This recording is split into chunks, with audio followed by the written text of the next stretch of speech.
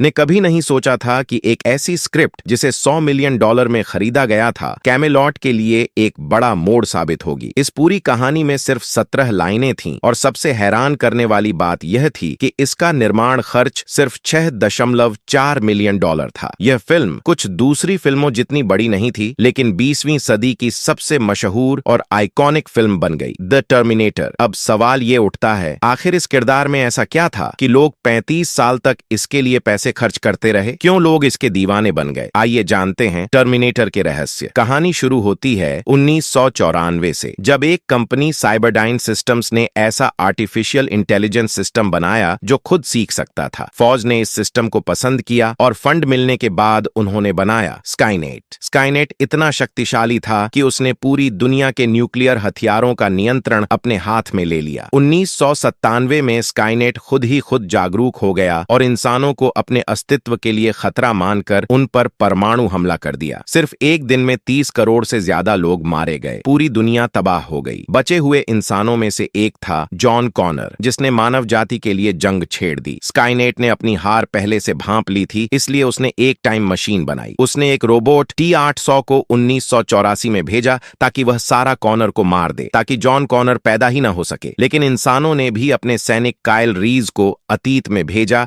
ताकि वह सारा की रक्षा कर सके। अंतिम लड़ाई में काइल और T-800 दोनों मारे जाते हैं, लेकिन मरने से पहले काइल सारा के साथ एक रिश्ता बनाता है और वहीं से जन्म होता है जॉन कॉनर का। सारा अपने बच्चे के साथ अकेली रह जाती है, लेकिन उसके अंदर एक माँ की वो हिम्मत थी जो दुनिया को बचाने वाली थी। 10 साल बाद सारा एक कंपनी को उड़ाने की कोशिश में पकड़ी जाती है, पर उसका विश्वास कभी नहीं टूटता। उसे मालूम था कि एक दिन फिर से कोई टर्मिनेटर आएगा और एक रात वही टर्मिनेटर वापस आता है। लेकिन इस बार उसका मकसद बदल चुका था। भविष्य से आया हुआ वही T-800 अब सारा और उसके बेटे की रक्षा करने आया था। असल खतरा अब एक नए और भी ज्यादा शक्तिशाली रोबोट से था, जिसे उन्हें खत्म करने भेजा गया था। यहीं से शुरू होती है एक नई कहानी, एक माँ, एक बेटा और एक मशीन की, जो मिलकर लड़ते हैं इंसानियत के भविष्य के लिए।